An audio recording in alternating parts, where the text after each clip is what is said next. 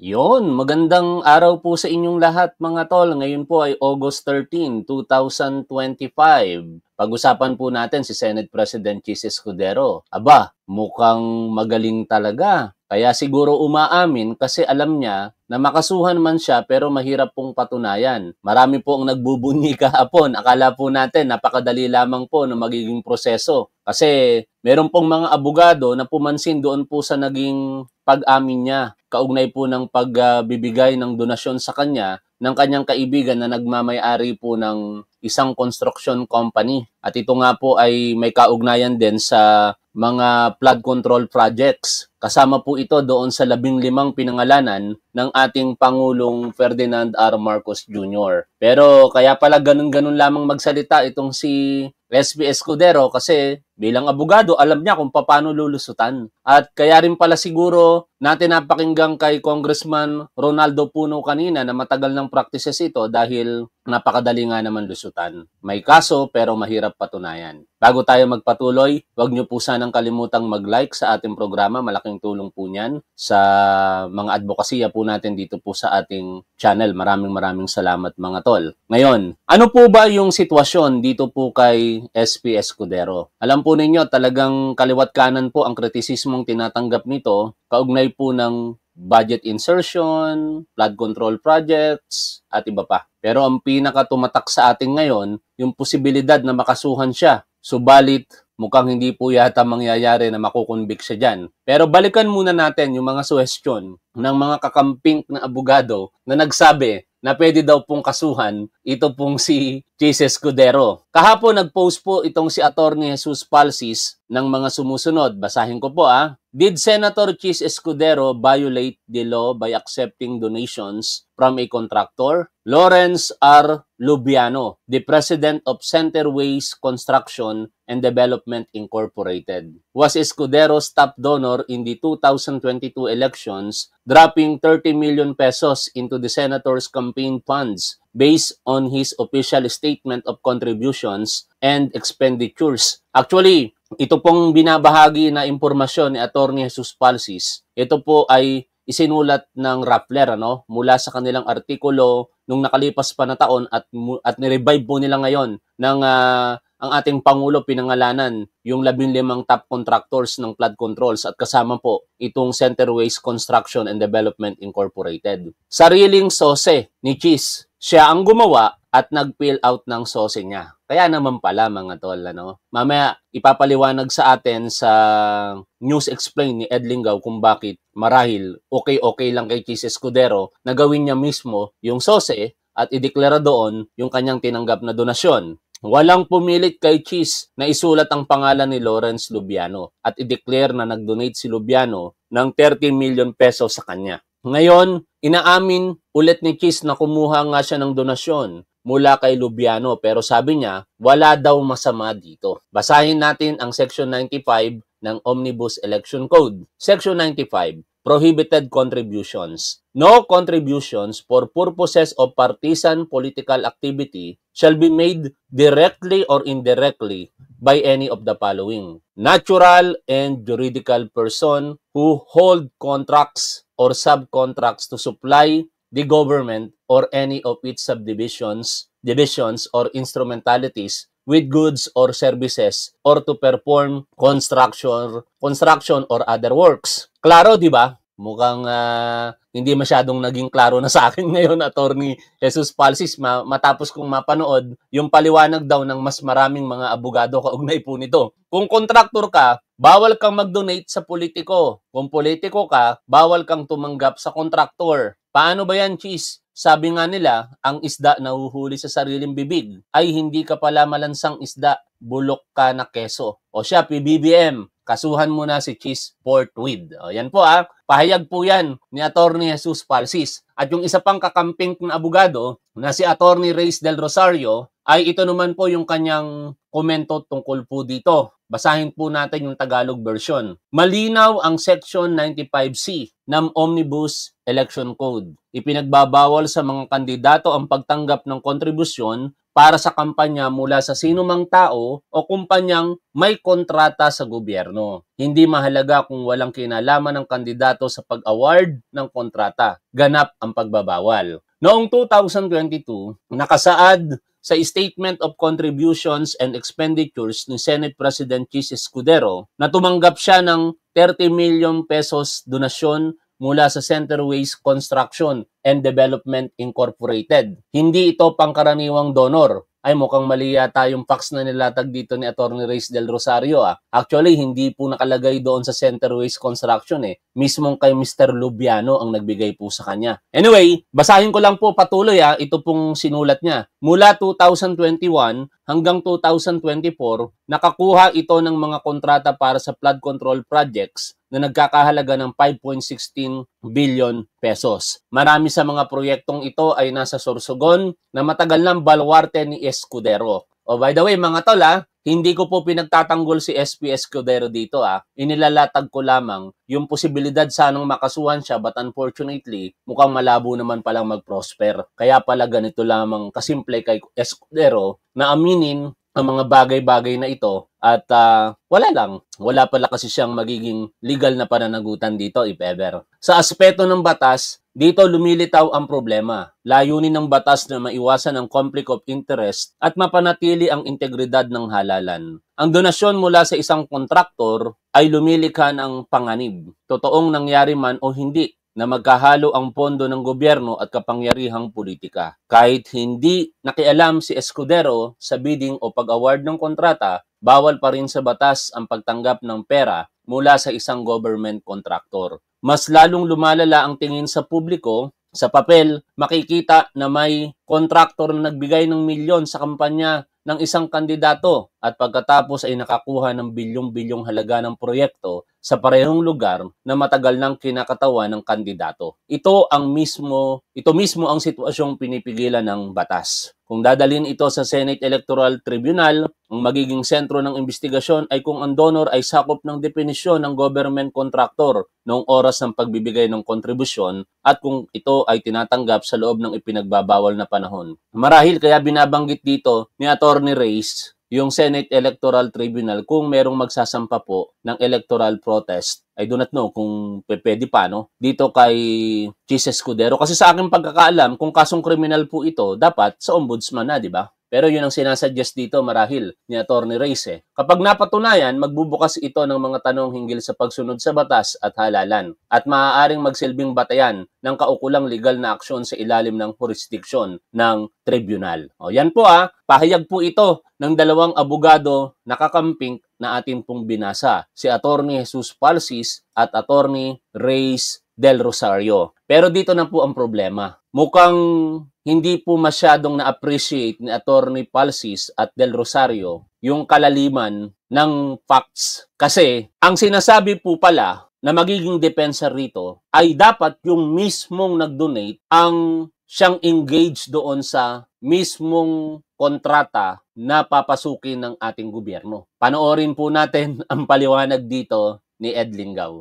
Bakit naging kontrobersyal ang isa sa mga campaign donors ni Senate President Chis Escudero? Bigyan po natin ng konteksto. Sa storyang nilabas po ng online news agency na Rappler, nakalista ang isang Lawrence Lubiano na top donor ni Escudero noong 2022 elections. Sa ulat po ng Rappler, 30 million ang donation ni Lubiano sa kampanya ni Escudero. At si Lubiano po, presidente rin ng Centerways Construction and Development Incorporated na nagkaroon ng higit 5 bilyong pisong flood control projects mula 2021 hanggang 2024. Yan nakita nyo si Lawrence Lubiano ang nag-donate kay Escudero ng 30 million pesos. Pero siya po ay presidente ng Centerway Construction and Development Incorporated. Saan ngayon magkakaroon ng problema? Para sana maparusahan si Escudero sa pagitan po ng dalawang personalidad na magkaiba. Isang Lawrence Lubiano na hindi direkta na sinasabing tumatanggap ng proyekto ng gobyerno at saka isang kumpanya na tumanggap na proyekto ng gobyerno. Magkaiba po yon. Yung kumpanya niya at saka siya. Tuloy po natin ang pakikinig Napakasimple lang po. Napakasimple lang pala na magiging depensa. Kaya pala, ganun na lamang.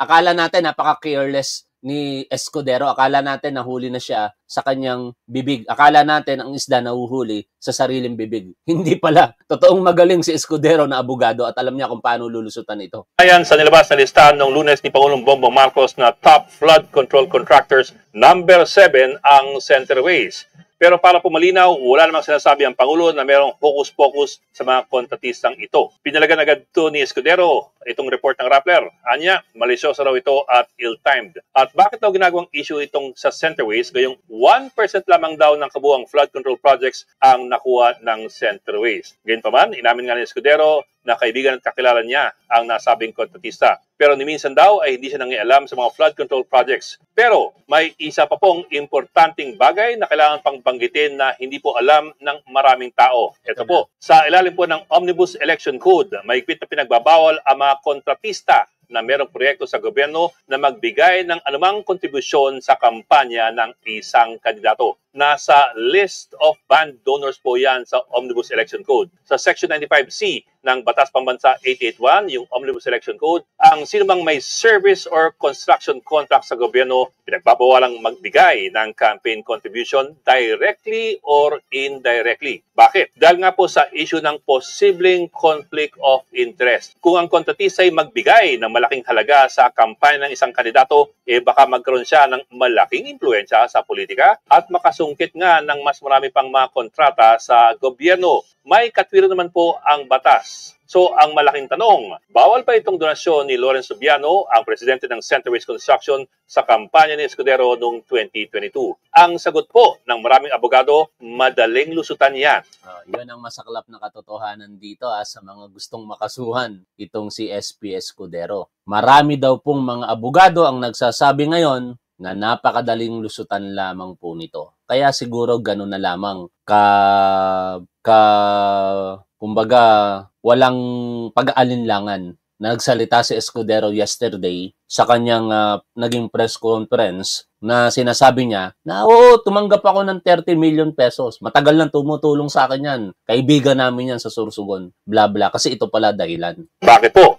Ang pinagbabawalan kasi ng batas ay ang kontribusyon mula po sa contracting company, yung kumpanya na merong proyekto sa gobyerno. Pero ang mga opisyal nito, abay pwede pa namang mag-donate sa kampanya ng kanilang personal na kapasidad.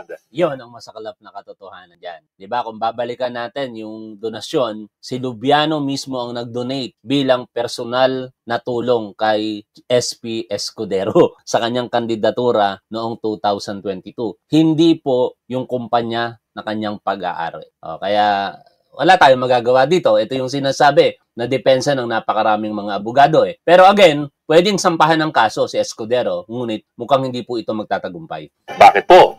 Dahil daw sa mata ng batas, iba ang kumpanya, iba naman ang mga opisyal. So kahit si Juan de la Cruz, ang mismong may-ari ng Juan de la Cruz Construction, pwede pa rin mag-donate si Juan de la Cruz. Ang bawal lamang palang mag-donate ay ang Juan de la Cruz Construction Company. Bakit? Dahil ang contractor ay si Juan de la Cruz Construction at hindi po si Juan de la Cruz, the owner. Bakit ganun? Di ba? Meron pa rin conflict of interest. At yun na nga po, matagal na pong marami nakakalusot sa loophole na ito. Dahil kahit papano, ang Omnibus Election Code ay ginawa noon pang 1985 at hanggang ngayon, hindi pa rin narepaso. Kaya pala pinaglalaroan lang nila ang batas, Kaya pala ganun lamang nila nalulusutan ang pagtanggap ng mga donasyon sa mga nagmamay-ari ng mga construction company kasi simpleng-simple lamang lusutan. Ano kaya ang masasabi dito ni Attorney Jesus Palsis at Attorney Reyes Del Rosario? Kasi sila yung mga abogado na nag-raise ng point na ito tayo naman po, hindi naman natin alam ang karamihan sa sinasabi ng batas tapos na-brought out nila sa public. Kaya akala natin pwedeng sampahan ng kaso si SP Escudero. Pwede, pero malabo pa lang mangyari na siya po ay makunbik o mapatunayan yung kanyang paglabag sa batas. Dahil ang linaw naman po nung pinaliwanag dito ni Ed Lingaw sa atin. Ngayon, punta tayo sa budget insertion. Sa BICAM conference na nakakagulat ang mga pangyayari sa nakalipas po na GAA. Meron pong naging pagsasambulat na ginawa si Senator Lacson kanina sa sesyon sa Senado at isa lamang po yung kanyang pinunto. Illegal ang ginawa ng BICAM sa pagbabagong sa pondo po ng ating gobyerno. Pakinggan po ninyo ang naging interpelasyon ni Senator Lacson kay Senator JB Ejercito. Bago ako tumugon, Mr. President, the good gentleman from Cavite would like to Yes, interject. with the permission of the Deputy Minority Leader, Yes, Mr. President. Senator Lacson is recognized. Thank you, Mr. President. With the permission of the gentleman from San Juan and the distinguished lady from Iloilo, what you're trying to... Bago tayo magpatuloy, huwag niyo pong kalilimutan na paabutin ng 500 ang likes po natin para merong shoutout sa huli po ng ating programa. Kasi yun na po yung ating polisiya ngayon, ha? Pag hindi po umabot ng 500 ang likes natin, hindi po tayo magsha-shoutout. Mag-end stream na kagad tayo at magkita-kita na tayo muli sa susunod na live stream. Tuloy po tayo sa pakikinig po dito. My question first, Mr. President, is at what point during the budget deliberations of the 2025 budget was the 74 billion realigned to other items from the PhilHealth funds? By House version or Senate version? Your Honor, Mr. President, sa House version po, nandun po, pero mas nabawasan sa atin ng konti, bahagya. Pero doon po sa BICAM talagang nawala. Mas malaki. How much was realigned in the House version? And how much was realigned under the Senate version? And how much was realigned in the BICAM? From what I remember, Your Honor, Mr. President, doon sa Senate version, nasa 43 billion pa, no? Ang na-realign. Ang natira. Ang natira. Apo. Out of Tapos the nung 74 billion. Yes, Your Honor, Mr. President. Tapos nung BICAM, doon nga lang po na nawala na talaga. Okay. So, yung GAA is a general law, correct? That is correct. And sin tax law is a special law. That is correct. And any lawyer will tell you, or any member of Congress will tell you that a general law cannot amend a special law. That is correct, Your Honor, Mr. In President. other words, what the Senate did and what the House did was illegal. Your Honor, Mr. President, that's already nasa subject na ho yun siguro Alam sa ko po. Supreme Court. Tinatanong ko lang. Alam ko nasa Supreme Court. And we're just discussing, dapat alam natin, hindi natin pinayagan kasi alam nating the GAA, being a general law, cannot amend a special law which is the sin tax law. That is correct, Your Honor, Mr. Kasi President. naka-earmark yan under the sin tax law. Tama po. Yung So bakit nakalusot po sa Senate? yung syntax law at yung sa PCSO, sa PAGCOR, lahat po yun ay naka-earmark dapat talaga. Yun nga ang tanong ko po. Paano nakalusot ito sa House? May mga abogado ron. Sa Senate, may mga abogado. Paano po nakalusot na effectively inamend ng GAA yung special law? Dito, Sige. malinaw mga tol na meron pong paglabag sa batas na ginawa ang Congress sa parte po ng House of Representatives at saka Senado. Kaya nga ang tanong ni Senator Lacson, paanong nakalusot sa House of Representatives may mga abogado doon? Paano nakalusot sa Senado may mga abogado doon? Siyempre, simple lang ang sagot doon. Pinahintulutan nilang lumusot. Ganun lang kasimple yon. At diyan merong problema sapagkat diyan pumapasok ang irregularidad. Kaya kinakailangan talaga ngayon ng transparency pagdating po sa budget deliberation, lalong-lalo na pag pumasok na po ito sa BICAM. Sa House of Representatives, malinaw po ang naging posisyon ng House leadership. Kanina, inulit po iyan ni Speaker Martin Romualdez sa kanyang talumpati sa pagpepresenta ng National Expenditure Program ng ating gobyerno, ng ehekutibo para sa taong 2026. Sabi niya, i-open sa publiko ang BICAM at aalisin ang maliit na committee doon. Sa Senado, wala pang malinaw na pahayag dyan ang leadership nito na sa ilalim ni SP Escudero. Pero si Senator JB Ejercito, nag-post po siya kanina sa kanyang Facebook page na siya po'y sumasang-ayon sa pagsasapubliko. Ayon po sa kanya, suportado ang Open BICAM. Senate Deputy Majority Leader JB Ejercito wants bicameral conference committee meetings, especially concerning the national budget, open to the public as part of efforts to promote greater transparency in the use of public funds. Ang pinaka-importante ay ang pagbubukas sa publiko sa pagdinig ng Bicameral Conference Committee na matagal nang hindi open to the public. Kung wala tayong ginagawang mali, wala tayong dapat itago sa publiko. Yan po ang pahayag ni JB Ejercito. At sana, lahat ng mga senador ngayon will follow through dito po sa pahayag na ito ni Ejercito. Kasi malinaw naman sa House of Representatives na lahat sila okay na dahil pinamumunuan sila ni Speaker Martin Romualdez na ang gustong mangyari open sa public. Si Escudero kasi nung tinanong tungkol po dito, ang katwiran lang na Escudero, hindi dati open na yan eh. May mga pinapa-attend dyan, iniimbitahan ng mga reporter pero dahil puro figures ang pinag-uusapan,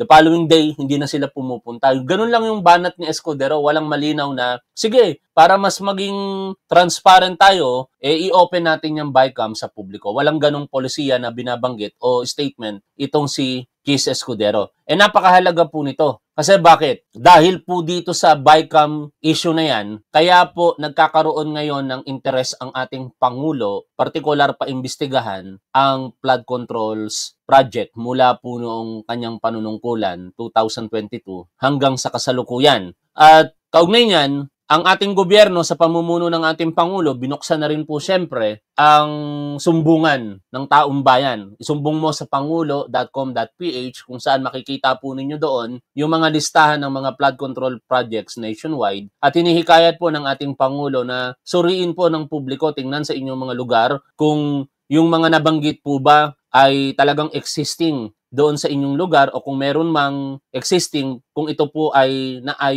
nagawa ng maayos o hindi. I-report po ninyo at sigurado pong ang ating Pangulo ang titingin po dyan. At dahil po dyan, samut-sari na rin mga interested group ang nagsasagawa ng investigasyon dito. Kanina meron pong investigasyong isinasagawa ang House of Representatives sa pangunguna ni Congressman Ridon. Pero malaki po ang pagduruda ng publiko dahil paano mo nga naman gagawin na maaaring isa sa mga kasamahan mo, mga kongresista, ang involved sa issue na ito tapos ikaw din mismo ang mag-iimbestiga. Kaya may pahayag po dyan, kaugnay niyan, itong si Congressman Sandro Marcos. Pakinggan po natin ang hindi pagsang-ayon ni Congressman Marcos bilang majority floor leader na ang House of Representatives ang mag-imbestiga, partikular sa kapwa nila kongresista. Sir, sa part po ng majority, ano pong masasabi nyo dito sa 2026 national budget? Paano yung magiging discarte ng House? At marami pang iba kasi inaasikaso yung House. Paano po magiging discarte sa... Well, maraming inaasikasong House, but as per the legislature, the most important piece of legislation for both the upper and the lower house is the passing of the national budget. So that will take priority and precedence over everything. We have already set a schedule with the Committee on Appropriations and the Chairwoman Mika Swansing to be able to make sure that the agencies are given the proper opportunity to brief the legislature as to their intentions and the amounts that they were allocated by the DBM to be able to justify what they will be spending and what programs they will be prioritizing in the coming year. It will be a grueling schedule, but budget season for the House is always a busy one. And then, of course, pagdating sa floor, pagdating sa plenary debates, it will be the job of the majority leader and the Committee on Rules to make sure that those debates are done in an orderly manner. And so we've briefed at least the majority segment of the Committee on Rules to make sure that once the plenary debates start, everything is done smoothly. Your comment Yes. on the demolition job report po ni Senate President Chis Escudero, Kamara daw po yung tingin niya may... Yan ba yung sinabi niya? Hindi naman yung sinabi niya. I saw his interview. That's not what he said. Some of the House members.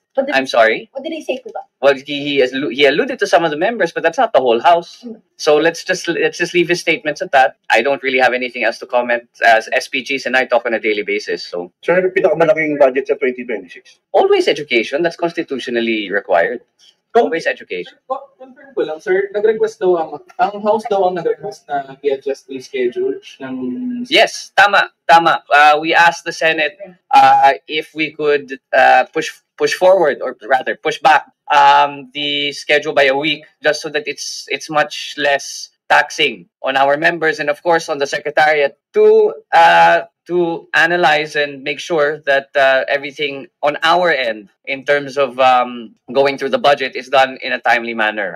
Sinabi talaga ng Secretariat, if we were to adjourn on October 3, hindi talaga kakayanin and we would be rushed. Much better that we were given an extra week, and we're thankful to the Senate that they did give us an extra week to be able to comb through the budget properly. We don't want to be rushed in this process, and neither does the Senate. So we appreciate them allowing us to work for one more week. And alam mo naman, recess is a month. That's way too long anyway. So we decided to reduce it a little bit. But John, what do you say about criticisms that the House doesn't have the credibility to conduct its own investigation into flood control projects? I actually agree. There are I agree. dozens of contractors. I agree. Sir? In what way? Why would a body investigate itself? So you're in favor of creating? I think it would be wise and prudent on us to wait on as to what the executive has to say and what their actions are with regards to the president's speech in the SONA. I think we shouldn't get ahead of ourselves. The president already released. Ang problema, si Congressman Ridon, nagpauna-una na no? Ang kanyang Committee on Public Accounts ay nag-iimbestiga na tungkol po dito. Kaya hindi tuloy maiwasan sa ibang sektor na nakikriticize siya. Lalong-lalo na ang pinupunto ng iba, kaya lang niya daw po ginagawa ito ay parang naghihigante sa mga Duterte. No? Partikular, yung pagpuna niya sa Manila Bay. Anong proyekto yon? Dolomite Beach. No, kaya lang daw po ginagawa ngayon yon ni Congressman Ridon at pino-point out doon ang sisi na bahagi daw po ito ng problema sa pagbaha sa Kalakang Maynila ay dahil naghihiganti lang daw po ito sa mga Duterte. Yung mga ganun sanang issue maiiwasan kung eto, yung sinasuggest ngayon ni Congressman Sandro Morcas na hintayin natin ang ehekutibo na magsalita at umaksyon dito. In fact, ginagawa na nga po ng ating Pangulo. Ang problema kasi talaga, makatotohanan na magdududa talaga ang tao na bakit mo iimbestigahan ang sarili mo, ika nga. O, tuloy po tayo sa pakikinig dito. Salamat, Lucky Strike, sa iyong super sticker. Certain names and figures in his press con and his press con the other day.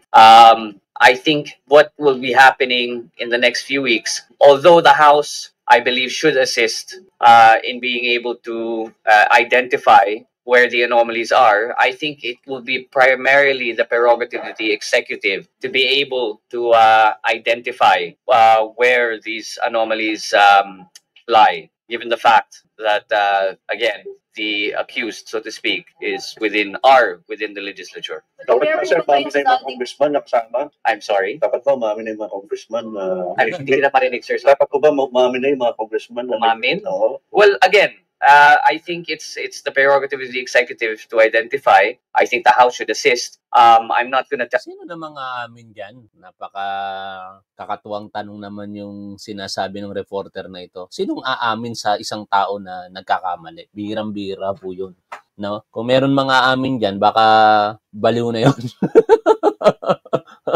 Baka baliw na yun na kongresista o senador na aamin sa kanilang mga pinaggagawang panluloko sa taong bayan. Hindi man lahat, pero marami. Sabi nga po ni Congressman o ni Mayor Magalong at ni Senator Lacson, mahigit sa 6 na pong mga mambabatas ang maaaring involved dito na front lamang nila yung pagiging mambabatas, pero actually sila rin mismo yung kontraktor. Okay? Hanggang dito na lamang muna yung update natin sa issue na ito, mga tol. Unfortunately, katulad po nung pinag-usapan natin kanina, si SP Chis Escudero ay mukhang pwedeng kasuhan pero malabo talaga na makonvict. Kasi napakasimple lang ng paliwanag ni Ed Lingao, di ba? Sabi niya, ayon sa maraming mga abogado, napakadaling lusutan ng issue na ito dahil itong si Mr. Lubiano ay nag-donate in his personal capacity, hindi bilang may-ari ng Centerways Construction Company. O, hanggang dito na lamang. Maraming salamat. Lagi po nating tandaan kung ano po ang tama at dapat, doon po tayo. Keep safe. See you always. Bye for now, mga tol.